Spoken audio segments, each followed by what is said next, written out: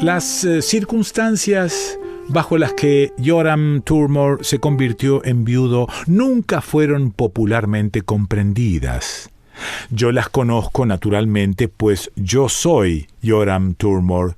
Mi mujer, la difunta Elizabeth Mary Turmore, tampoco las ignora, y aunque ella las cuente, aún permanecen en secreto, ya que no hay un alma que le haya creído jamás.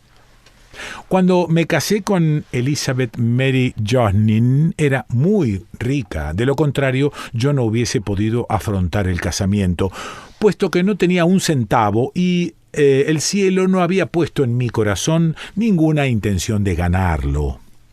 Tenía la cátedra de gatos en la Universidad de Graymalkin y los ejercicios escolásticos me inhabilitaban para el peso de cualquier negocio y ocupación.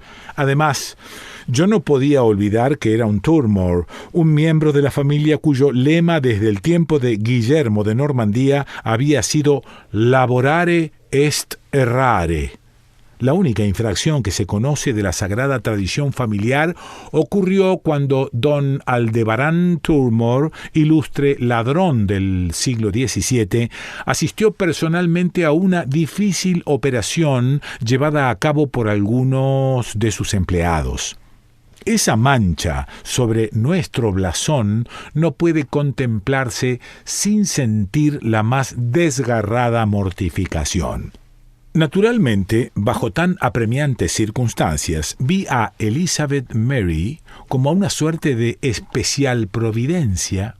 Ella imprudentemente rehusó compartir conmigo su fortuna, pero eso no me preocupó para nada, ya que, si bien de acuerdo con las leyes del país, como es sabido, la esposa tiene el control de su patrimonio durante su vida, éste pasa al marido a su muerte. Ni siquiera puede ella disponer de él por testamento. La mortalidad entre esposas es considerable, pero no excesiva.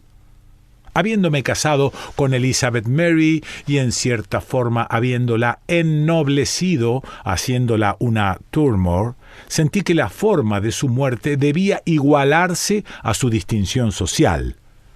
Si yo la hubiera matado por cualquiera de los métodos maritales ordinarios, hubiera incurrido en justo reproche por no poseer el orgullo familiar adecuado, mas no podía encontrar un plan adecuado.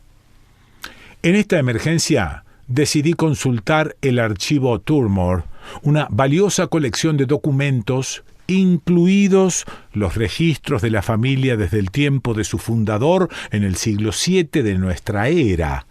Sabía que entre estos sagrados títulos debería encontrar detallados relatos de los principales asesinatos cometidos por mis santos ancestros durante 40 generaciones. De entre esa masa de papeles, no podía dejar de sacar las más valiosas sugerencias. La colección contenía también muy interesantes reliquias.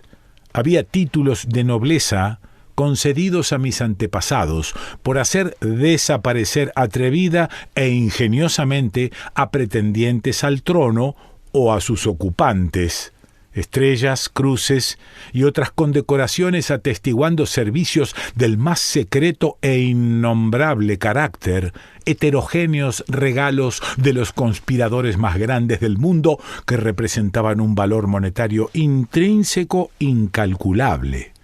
Había joyas, trajes, espadas de honor y toda suerte de testimonios de estima. El cráneo de un rey transformado en copa de vino, títulos de vastas fincas, largo tiempo confiscadas, vendidas o abandonadas, un breviario iluminado que había pertenecido a don Aldebarán Turmore de infausta memoria, orejas embalsamadas de muchos de los más reconocidos enemigos de la familia, el intestino delgado de un cierto indigno hombre del Estado italiano hostil a los Turmore que, enroscado como una soga de saltar, había servido a la juventud de 6 generaciones consanguíneas. Momentos, recuerdos preciosos, más allá de las valoraciones de la imaginación, pero por los mandatos sagrados de tradición y sentimiento para siempre inalienables por la venta o el regalo. Como cabeza de la familia, yo era el custodio de todos estos preciosísimos bienes heredados y para su segura conservación había construido sobre los cimientos de mi casa una fortaleza de mampostería maciza, cuyas sólidas paredes de piedra y cuya única puerta de hierro podían desafiar por igual el choque de un terremoto, el incansable azote del tiempo o la mano profana de la codicia. A estos tesoros del alma, fragantes de sentimiento y ternura, ricos en sugerencias de crímenes, me volví para encontrar ahora las claves del asesinato. Para mi indecible asombro y dolor, lo encontré vacío.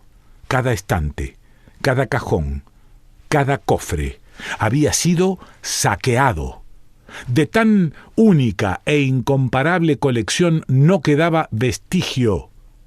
Sin embargo, probé que hasta que yo mismo había abierto la maciza puerta de metal, ni un cerrojo ni una barra habían sido movidas. Los sellos de la cerradura estaban intactos. Pasé la noche entre la lamentación y la indagación. Ambas fueron infructuosas. El misterio era impenetrable a la conjetura y ningún bálsamo podía calmar semejante dolor. Pero ni una sola vez, durante esa horrible noche, mi firme espíritu pudo abandonar su alto designio contra Elizabeth Mary. Y el alba me halló aún más resuelto a cosechar los frutos de mi matrimonio. Mi gran pérdida pareció acercarme a relaciones espirituales más profundas con mis ancestros muertos y darme una nueva e inevitable obediencia a la persuasión que hablaba en cada glóbulo de mi sangre. Inmediatamente formé un plan de acción y, procurándome un fuerte cordel, entré a la habitación de mi esposa, encontrándola, como esperaba, profundamente dormida. Antes de que se despertara, la tenía fuertemente atada de pies y manos. Estaba muy sorprendida y dolorida, pero sin atender a sus protestas hechas a viva voz, la llevé a la ahora saqueada fortaleza, allí donde nunca permití que entrara y de cuyos tesoros no la había advertido. Sentándola todavía atada contra un ángulo de la pared, pasé los siguientes 2 días con sus noches en acarrear al lugar ladrillos y argamasa. A la mañana del tercer día la tuve firmemente emparedada desde el suelo hasta el techo. Durante todo este tiempo no tuve en cuenta sus ruegos de piedad más que ante su promesa de no resistir, que debo decir que ella cumplió con honor, para concederle la libertad de sus piernas. Le concedí un espacio de cerca de 4 pies por 6. Cuando coloqué los últimos ladrillos en la parte superior, en contacto con el cielo raso de la fortaleza, me dijo adiós, con lo que me pareció la serenidad de la desesperación, y me fui a descansar sintiendo que había observado fielmente las tradiciones de una antigua e ilustre familia. Mi única amarga reflexión, en lo que a mi conducta concernía, surgió al tomar conciencia de que había trabajado durante la realización de mi designio. Había trabajado, pero nadie lo sabría jamás. Después de descansar durante una noche, fui a ver al juez de la Corte de Sucesiones y Herencias y firmé una declaración jurada de todo lo que había hecho, excepto el trabajo manual de construir la pared que imputé a un sirviente. Su Excelencia designó a un comisionado de la Corte, quien realizó un cuidadoso examen del trabajo y, según su informe, Elizabeth Mary Turmore fue formalmente declarada muerta al fin de la semana. De acuerdo con la ley, tomé posesión de sus bienes que, a pesar de no ser mucho más valiosos que mis tesoros perdidos, me elevaron de la pobreza a la riqueza y me trajeron el respeto de los grandes y de los buenos.